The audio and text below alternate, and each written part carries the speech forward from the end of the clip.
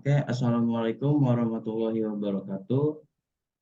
Eh, izin mempresentasikan kami dari kelompok TI 23H untuk mata kuliah biologi ingin mempresentasikan mengenai fisiologi kerja ergonomi. Saya di sini bersama rekan-rekan saya.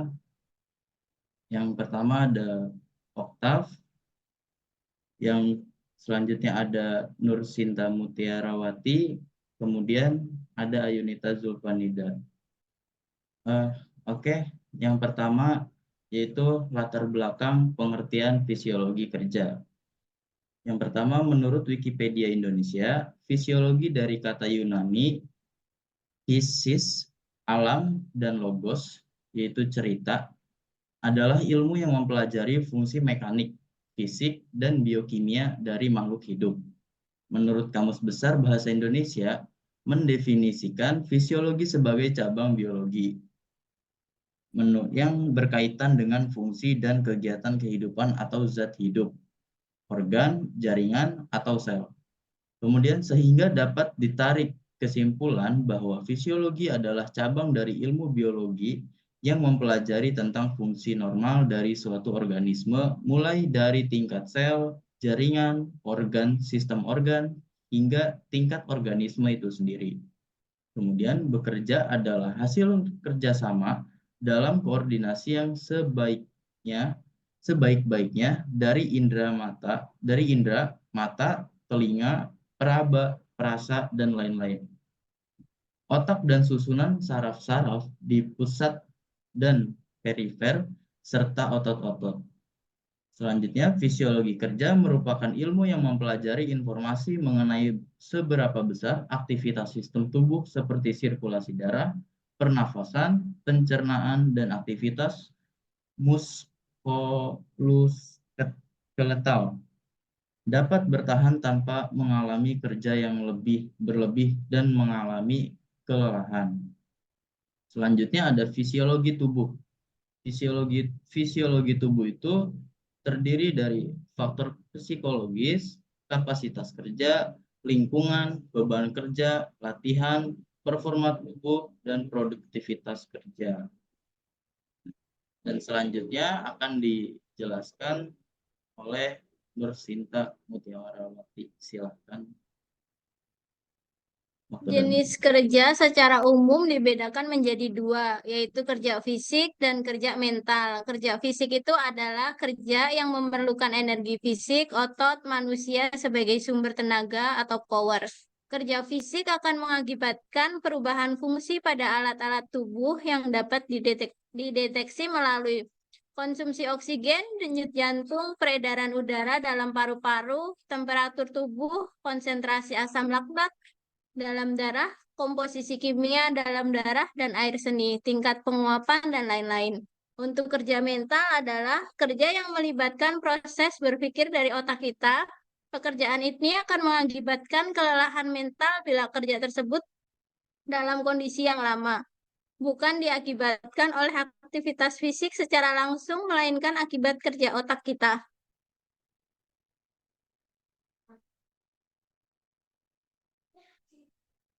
Mekanisme terjadi energi untuk kerja.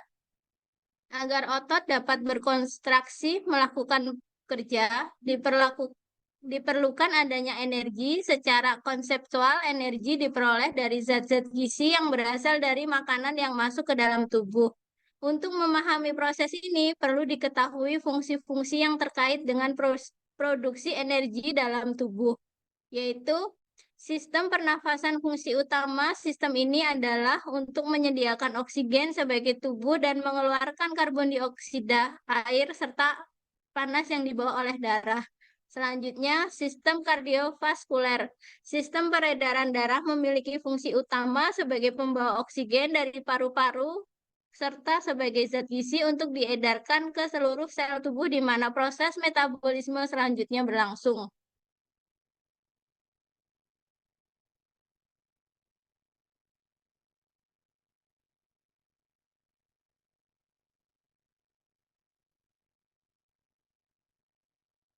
Kapasitas kerja fisik. Kapasitas kerja fisik diartikan sebagai kemampuan maksimal tubuh dalam menghasilkan energi dan merupakan fungsi dari ketersediaan zat-zat gizi serta kemampuan tubuh dalam memperoleh oksigen. Peran ergonomi adalah memastikan bahwa energi yang dibutuhkan saat seseorang bekerja berada dalam kapasitas fisiologi individual tersebut. Kapasitas aerobik maksimal didapatkan tentu dengan cara mengukur volume oksigen maksimal yang dapat dihirup oleh seseorang per satu waktunya.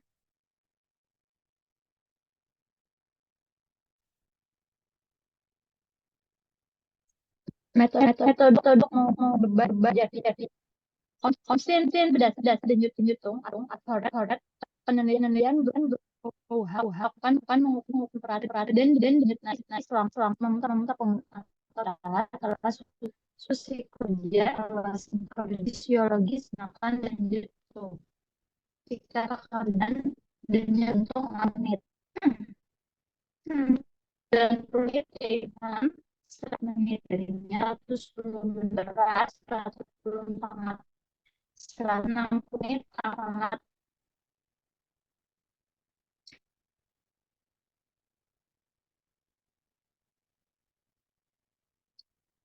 konsep energi berdasarkan kapasitas oksigen perlu konsumsi energi dari ukur secara kelangsungan mengkonsumsi oksigen R dengan B dash per B 0,2 R-nya secara dibutuhkan atau degree dalam satu kedalamannya kapasitas oksigen saat kerja lihat atau kapasitas oksigen pada jam atau liter per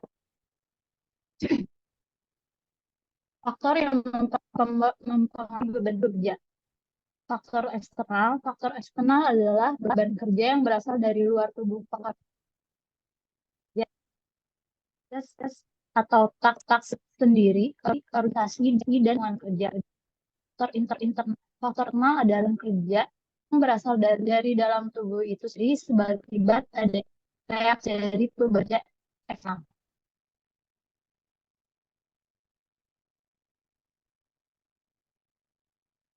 Oke, kelelahan dan faktor-faktor yang mempengaruhinya. Kelelahan kerja adalah suatu kondisi di mana terjadi pada syaraf dan otot manusia, sehingga tidak dapat berfungsi lagi sebagaimana mestinya. Kelelahan dapat terjadi sebagai akibat dari berbagai faktor yang mungkin berhubungan dengan pekerjaan, gaya hidup, atau kombinasi keduanya. Secara umum, beberapa faktor yang mempengaruhi kelelahan adalah kapasitas kerja, jenis kelamin, umur status gizi, masa kerja, tingkat pendidikan. Akibat dari kelelahan, sakit kepala atau pusing, mengembarkan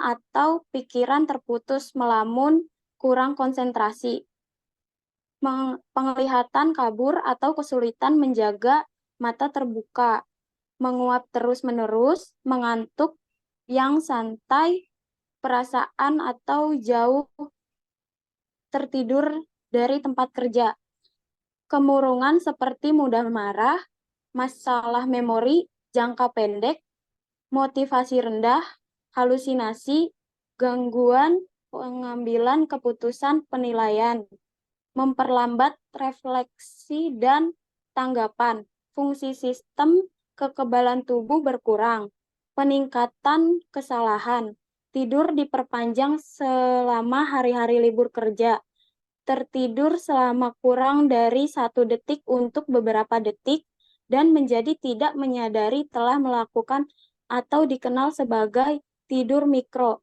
hanyut dalam dan keluar dari jalur lalu lintas atau kehilangan kendali saat berkendara.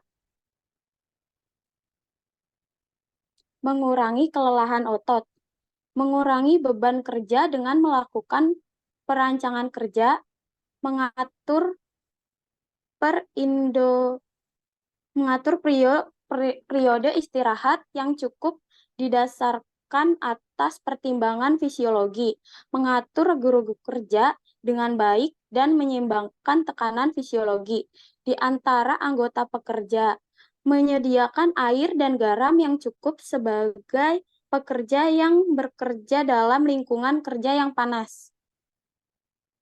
Terima kasih.